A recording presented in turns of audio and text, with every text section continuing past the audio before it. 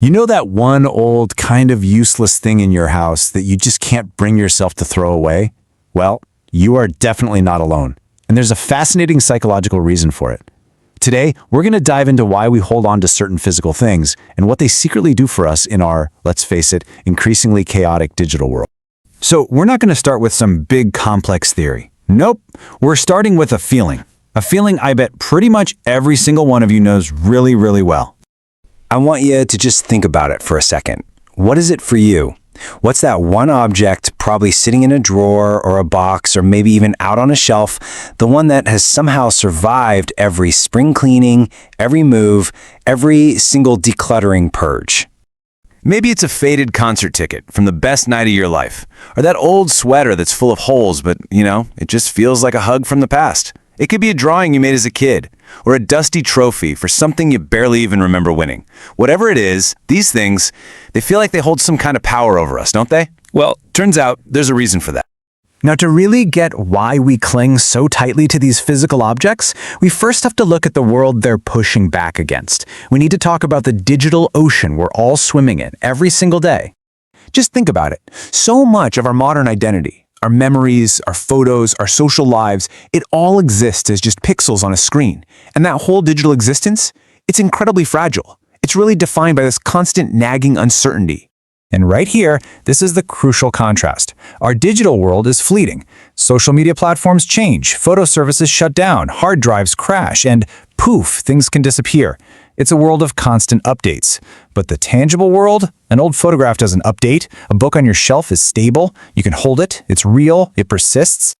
So in this sea of digital uncertainty, our minds are instinctively searching for a lifeboat, for something solid to hold on to.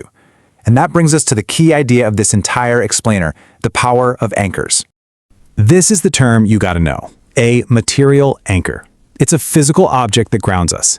In a world that feels like it's constantly shifting under our feet, these objects are the psychological anchors that keep our sense of self, our identity, and our personal history from just floating away. This quote just nails it. Psychologists call this process making memory visible. That worn-out sweater isn't just fabric. It's the visible, touchable proof of the comfort you felt or the person you were when you wore it. It turns an abstract feeling into something absolutely undeniable. Okay, so how exactly does this work? How can one simple object accomplish such a powerful psychological task? Well, it's a surprisingly elegant three-step process. Let's break it down. First, the object provides stability. Unlike a digital photo that can be deleted in an instant, the physical object is just there. It doesn't change. Second, that stability connects us to a past version of ourselves.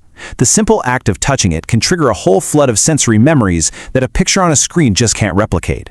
And finally, that connection affirms who we are now. It creates this continuous thread, a story that says, I was that person and now I am this person, and it is all one journey.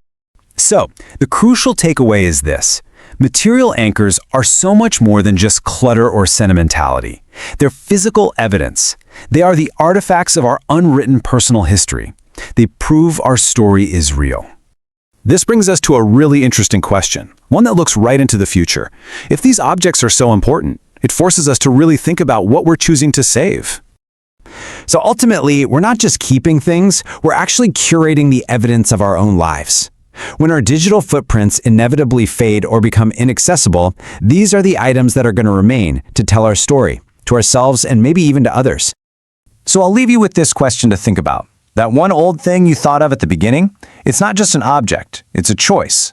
In this world of fleeting data and disappearing pixels, what tangible, real, and permanent things will you choose to anchor your story?